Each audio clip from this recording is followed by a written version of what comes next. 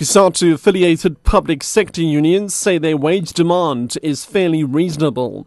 And Julius Malema says he remains committed to the cause of the poor. I'm Richard Brooks. COSATU-affiliated public sector unions say their wage demand is fairly reasonable.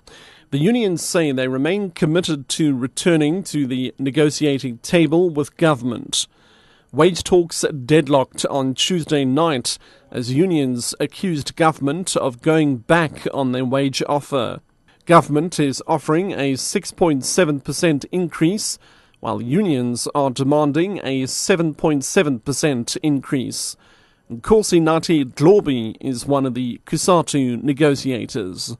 Government is always taking that from us for granted while we're doing that, because each time we go there, play games, take us for granted, and not move at all like they've done on Tuesday.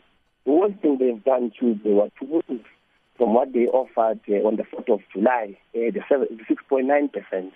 All of a sudden, you go back on Tuesday, they revert back to a 6.7%. I mean, that's games that they are playing, so we can't just go back for the sake of going back.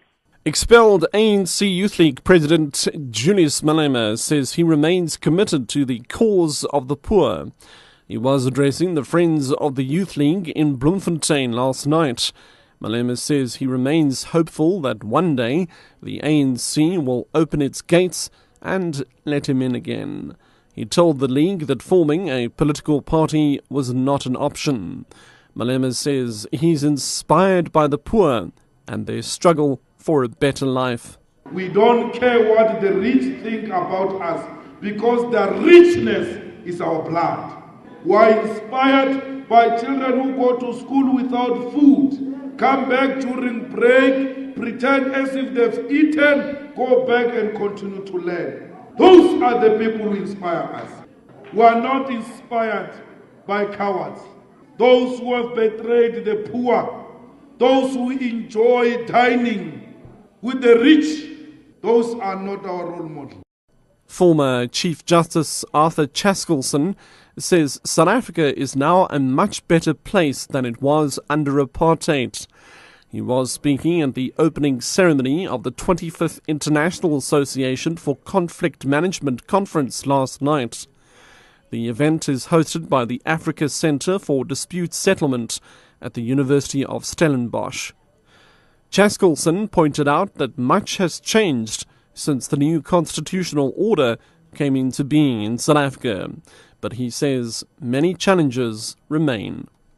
There are troubling signs of instability and a high crime rate, increasing resort to violent protests, and reports of corrupt practices. The issues that now confront us may not be as stark as those that confronted us under apartheid, but they are profoundly difficult. Live panlumon are to be formally regulated as a food product. The National Regulator for Compulsory Specifications says the regulation will begin in the next 2 months, ending the existing self-regulation by industry players. This follows a declaration by Trade and Industry Minister Rob Davies in the Government Gazette. The government banned panlumon fishing in 2008. The national regulator will now be responsible for the monitoring and testing of the product.